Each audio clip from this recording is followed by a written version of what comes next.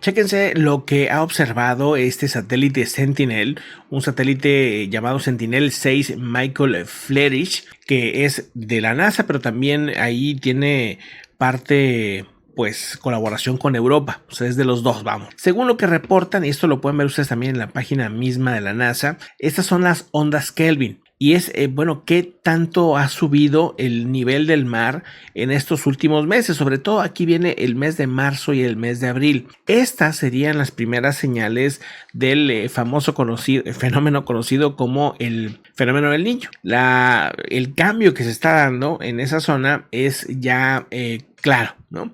Esta señal mostraría las primeras señales del desarrollo del fenómeno del Niño a través del Océano Pacífico ecuatorial. Los datos muestran que las ondas de Kelvin, que tienen una altura en la superficie del océano estimada en 5 a 10 centímetros, de 2 a 4 pulgadas y cientos de kilómetros de ancho, se están desplazando de oeste a este a lo largo del Ecuador hacia la costa oeste de América del Sur. Cuando se forman en el Ecuador, las ondas de Kelvin llevan agua caliente, lo cual se asocia a niveles de mar más altos. Esto en el Pacífico pudiera mostrar cambios incluso de cómo vendrán los huracanes para el Pacífico americano y obviamente asiático, pero lo que es interesante es que ya están claras las señales de que el fenómeno del Niño ya está ahí, ¿no? Estas eran las primeras señales que venían de marzo y abril, según lo que reportan.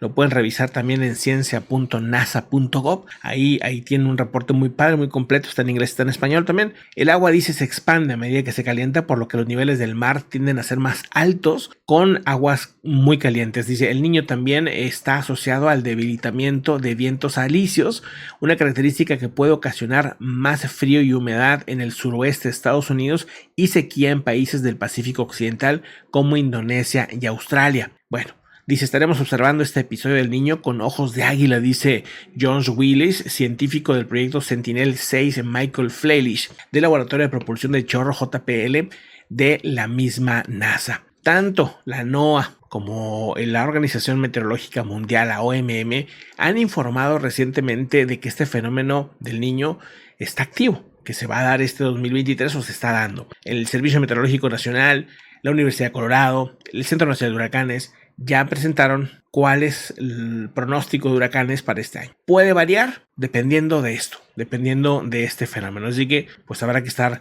muy atentos y observar cómo se está dando el fenómeno. Así que pues bueno, ya habrá más detalles más adelante. Hablando de señales, también las hay, pero para el colapso económico en China. Las primeras señales de que podría caer la economía de China, no sabemos hasta dónde sería la caída, si es un colapso como dicen algunos, o si la caída no será tan profunda y será una recesión leve o no, ¿verdad? Que la logren revertir. Pero la peor señal que podrían tener es que caigan las exportaciones. Y ahora mismo se asegura que han caído en un 7.5%. Imagínense ustedes, ya acercándose a un 10% de un país tan grande, que caigan tus exportaciones a ese nivel es muchísimo. Los ingresos por los envíos al extranjero se redujeron de hasta 284 mil millones de dólares según los datos. Esto muestra una fragilidad en la demanda, tanto interna como externa. Según los datos oficiales, el día de hoy es la peor previsión media de una caída del 1.8% y las exportaciones a la mayoría de los destinos se contrajeron con descensos de hasta 2 dígitos. Por ejemplo, Estados Unidos, Japón, el sudoeste asiático, Francia e Italia, las exportaciones a esos países cayeron más del 10%. O sea, el 7.5% es el global, pero más del 10%. Las importaciones disminuyeron hasta los 218 mil millones de dólares. Y por otro lado, el tema del comercio es otro dato decepcionante que está aumentando las preocupaciones sobre el crecimiento. La caída de las exportaciones e importaciones chinas en mayo es una prueba más de que la debilidad de la demanda, tanto interna como externa, está paralizada.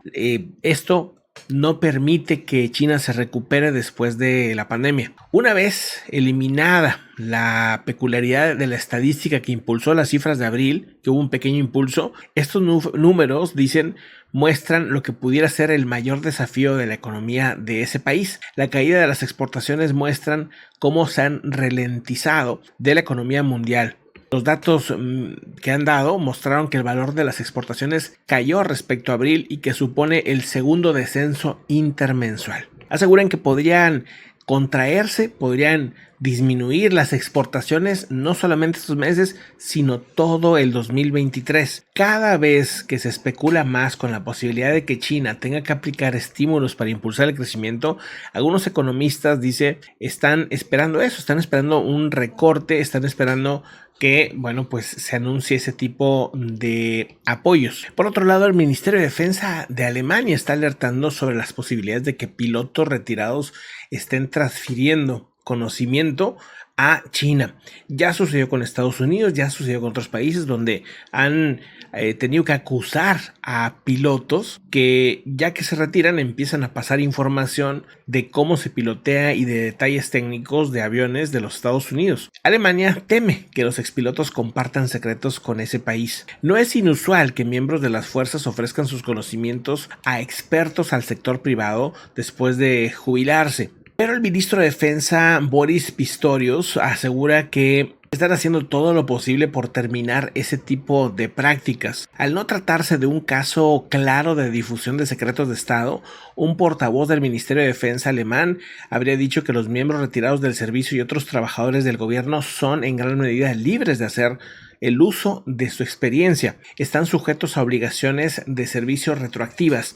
Según el comunicado, estas le exigen que informen sobre su tarea y mantengan en secreto todos los asuntos de los cuales se enteraron mientras estaban en funciones militares. El trabajo de pilotos retirados de la OTAN también para entrenar a pilotos chinos comenzó hace casi una década, según los observadores que se enfocan en el Ejército Popular de Liberación chino. Eso fue mucho antes de que la Unión Soviética clasificara a China como un rival sistémico y de que la Estrategia Nacional de Seguridad de Estados Unidos llamara a China el único rival que tienen la intención de remodelar el orden internacional. O sea, en ese momento no había esa enemistad con China y pues mandaban, más bien iban pilotos retirados de diferentes países a entrenar a los pilotos chinos. Y ahora que China ha tomado fuerza, que China se le ve ahora como un rival o como incluso hasta un enemigo, ya no ven bien que estos pilotos estén dando información y quieren cambiar esa dinámica. Trabajar con pilotos occidentales retirados le permite a China refinar su doctrina, esencialmente robando los secretos de los países de Occidente, según reporta Du Junsu, investigador del Instituto de Defensa Nacional y Seguridad de Taiwán. El informe asegura que todavía están debatiendo qué van a hacer con esta situación. Serbia ha sido siempre un aliado natural de Rusia, pero ahora mismo Serbia y Estados Unidos están acordando fortalecer la cooperación militar. Eso obviamente llama la atención. Las Fuerzas Armadas de Serbia y de los Estados Unidos están desarrollando la cooperación en la formación de comandantes subalternos y la ciberdefensa, según dice el Ministerio de Defensa de Serbia. Esto tras las reuniones de las delegaciones estadounidenses con el presidente y altos mandos militares en Belgrado el día de hoy, 7 de junio. Aseguran que es necesario continuar con las actividades conjuntas y encontrar nuevos modelos de cooperación que den resultados concretos y visibles en la formación de los subalternos y la ciberdefensa, dice el comunicado. Pues bueno, ahí está el tema. Serbia y Estados Unidos, un asunto curioso. Serbia cada vez se ha ido occidentalizando más y es claro, y lo ha dicho, quieren ser parte de la Unión Europea. Desde el 2 de marzo del 2012, Serbia es candidato para ser parte de la Unión Europea, pero de momento todavía no ha sido posible. Por eso cada vez se han ido occidentalizando más y esto, bueno, a futuro les podría traer ese beneficio. La mayoría de su intercambio comercial es con la Unión Europea, es donde más tiene relación y es con los que han prosperado, así que pues bueno, todo está enfocado para ese rumbo.